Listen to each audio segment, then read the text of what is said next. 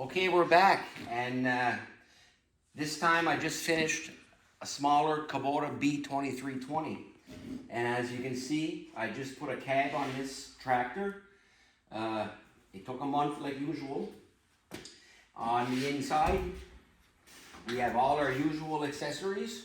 I'll go around the other side. Like all my cabs, we have a nice coolant heater that's plumbed into the cooling system.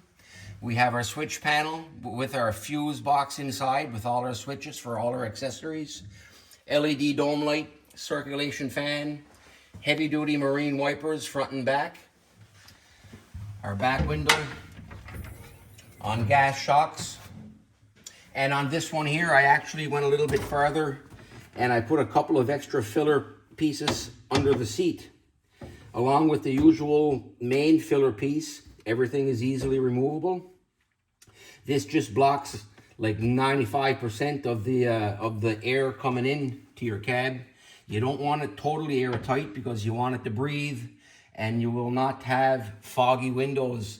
Myself, I have a factory cab on my personal tractor, and I have to leave the windows open and the fan on pretty much all the time because it's steamy, sweaty, foggy. You don't have those problems with these cabs. On this one, as usual, you wouldn't tell if I wouldn't say it, but I had to readjust the joystick, a couple of little bends in it, in order for the operator not to hit his hand on the door when the door is closed. Also, I had to turn the outside brake pedal. It used to be horizontal, now it's vertical, and that makes it work well with the door when the door is closed. Now in the summertime, this guy, if he wants, he can simply unhook the shock and the safety chain, and these doors will come right off the hinges. They can be put away in your garage for the summer months, which leaves you wide open on both sides. You still have a roof over your head with all your accessories at your fingertips. And you come around to the back, you can see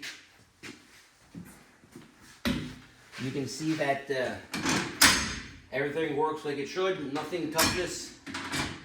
Everything's like it was at first. These are the original lights that used to be on the roll bar. They're now installed onto the new cab. This was the original roll bar here, which now becomes my main bolting points for the new cab, along with a few other bolting points on each side. But if a person wanted to remove this cab, it'll come off or on easier than any other cab out there. You know, simply take those bolts off. I use my little hoist here, and this will lift straight on up off the tractor. And also, as you can see, nothing rubs on your tractor. There's a nice rubber seal here between everything. It's nice and tight. There's no chafing or rubbing. And if you come around here, this is where I hooked up my heater. These two new lines right here. And the way I do it, the heat that you get is the same heat as what your engine is generating.